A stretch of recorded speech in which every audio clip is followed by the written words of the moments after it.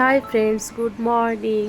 তো welcome my first blog video. তো আমার ব্লগ ভিডিওতে তোমাদের সকলকে স্বাগতম। তো দেখো, সকাল সকাল আমি উঠে পড়েছি।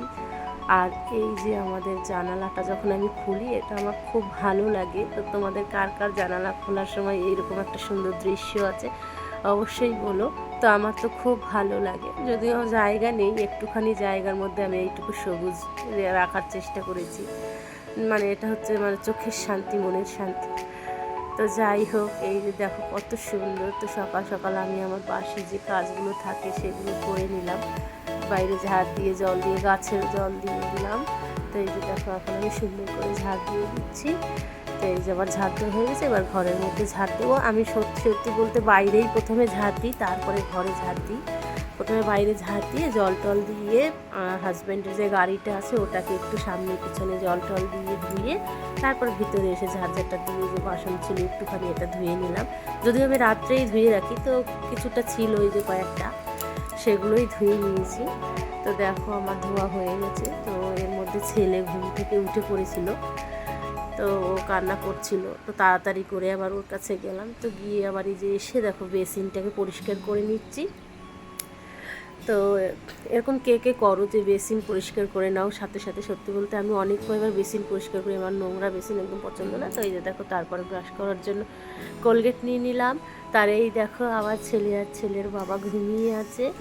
তো এটা আমার নতুন ব্লগ ভিডিও, তো আমার অনেক ভুল ত্রুটি হতে পারে, তোমরা মেনে নিও। আস্তে আস্তে আমি ভালো কন্টেন্ট দেওয়ার চেষ্টা করব। তো এই দেখো, আমি সকাল সকাল একটা জল মানে রেডি করে নিচ্ছি, যে এটা নাকি খেলে নাকি মানে পেটের যে ফ্যাট থাকে সেটা নাকি বার্ন হয়। তো এই যে দেখো, এর মধ্যে কী কী দিয়েছি, জুয়ান আর ওই যে কী বলে ওটাকে, এটা হচ্ছে গিয়ে এই কারি পাতা, না কারি পাতা না, সরি, ওটা পুদিনা পাতা। তো সব কিছু আদা আছে ওর মধ্যে দিয়ে আমি ওটাকে রেডি করে নিচ্ছি। আর এই দেখো, বরের জন্য এখন ভাত, এই যে কালকে ভাত ছিল খাইনি বর রাত্রে, সেটা এখন ভেজে দিচ্ছি। তো ও এরকম খেতে খুব ভালোবাসে। আর আমার জলটা দেখো রেডি হয়ে গেছে। তো বরকে বললাম একটু খাও, তো ও খাবে না, ওর খুব গন্ধ লাগে, যে মৌরি দেওয়া আছে তাই। তো দেখো, বলতে বলতে বরের খাবারটা রেডি হয়ে গেছে। এর মধ্যে দিয়েছি ডিম আর হচ্ছে ধনিয়া পাতা, একটা কাঁচা লঙ্কা, কারণ আমার বর ঝাল খায় না। আর এই যে জল আর চামচ দিয়ে দিলাম। তো তোমরা এরকম কে কে খাও অবশ্যই বলো। ওর তো খুব ভালো লাগে, আর খেয়ে বলছে দারুণ হয়েছে, এক্সপ্রেশন দিয়েছে, দেখো বুঝতেই পারবা। তো তারপরে আমাকে বারবার করে জোর করছিল যে তুমি একটু খাও, কিন্তু আমি এই জলটা খাওয়ার 2 মিনিট পরেই খাবার খাই, কিন্তু না, ওর জোরাজুরিতে খেয়েই নিলাম, 2-4 বার নিয়ে নিলাম, কারণ ও তো শুনবে না। তো এই হচ্ছে ব্যাপার। তো দেখো, তারপরে আমি একটু বড়া ভেজে নিলাম আটা দিয়ে, কলা দিয়ে। আর এই যে দেখো, তারপর দুপুরবেলা ছেলের জন্য হচ্ছে কি স্নান করিয়ে ছেলেকে চুলটা রেডি করে দিলাম। তো আমার ছেলে 18 মাস পর্যন্ত এই চুলটা থাকবে। তো তারপরে হচ্ছে কি ওর চুলটা কাটা হবে। তো এই যে দেখো, ছেলের চুল চিরুনি করা হয়ে গেল সুন্দর করে। আর ছেলের পাপার একটু শরীর খারাপ, তাই ও একটু শুয়ে আছে। এই যে দেখো, ছেলে কার্টুন দেখছে শুয়ে শুয়ে। তো এই দেখো, তোমাদের সাথে ভয়েস দিতে দিতে আমার ছেলে কান্না শুরু করে দিয়েছে। তো কি আর করার, বাচ্চা নিয়ে অনেক দিন ধরেই ভাবি যে বড় ভিডিও করব, কিন্তু এই যে এইসবের জন্য আমি করি না। আর এই দেখো, তারপরে দুপুরে রান্না করে নিলাম। তো এই যে কলা দিয়ে আলু দিয়ে রুই মাছের ঝোল। তো সব কিছু তো এত ডিটেলসে দেখানো যায় না, তাহলে বিশাল বড় হয়ে যাবে ব্লগটা। আর আমি যেহেতু নতুন, আমার অত বড় ব্লগ ভিডিও কেই বা দেখবে। তো দেখো, এই যে রান্নাটা খুব সুন্দর হয়ে গেছে। এবার আমি ওভেনটাকে বন্ধ করে দিলাম। তো তোমরা কে কে এরকম মাছের ঝোল খাও আমাকে অবশ্যই কমেন্ট করে বলো। যেহেতু আমার হাজব্যান্ড মশলা দিয়ে খেতে চায় না, তার জন্য আমি এরকমভাবেই করেছি। আর এই দেখো, তারপরে বিকেল সন্ধ্যাবেলা আমার হাজব্যান্ড মশাই দেখো কী করছে, একটু শরীরটা ভালো লাগছে তাই জন্য ও কী করছে, আমার জন্য এগ রোল করছে, কারণ আমার এগ রোল খেতে খুব ভালো লাগে। তার জন্য আজকে ওই বানাচ্ছে, সব কিছুই ওই করেছে। আমি ছেলেকে নিয়ে গেছিলাম ঘুরতে বাইরে, কারণ ছেলেকে তো একটু বাইরে বের করতে হয়, এখানে তো সব সময় আমরা আটকা থাকি, সারাদিন মান ঘরে থাকি। তো বিকেলবেলা ওকে একটু বার করে, এই দেখো সব কিছু কত সুন্দর করে রেডি করে নিয়েছে। তো তোমাদের কার কার বর এরকম তোমাদেরকে খাওয়ায় কিছু বানিয়ে, তখন আমাদেরকে কমেন্ট করে জানাবা। আর এই যে দেখো, সস নিয়ে নিল।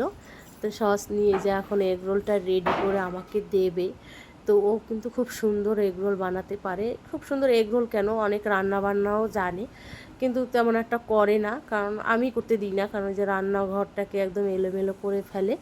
ছেলে মানুষ তো, ওরা তো বুঝতে পারে না, প্রচুর মানে জিনিস ইউজ করে রান্না করতে গিয়ে, আর চারদিকে পুরো অগোছালো করে ফেলে।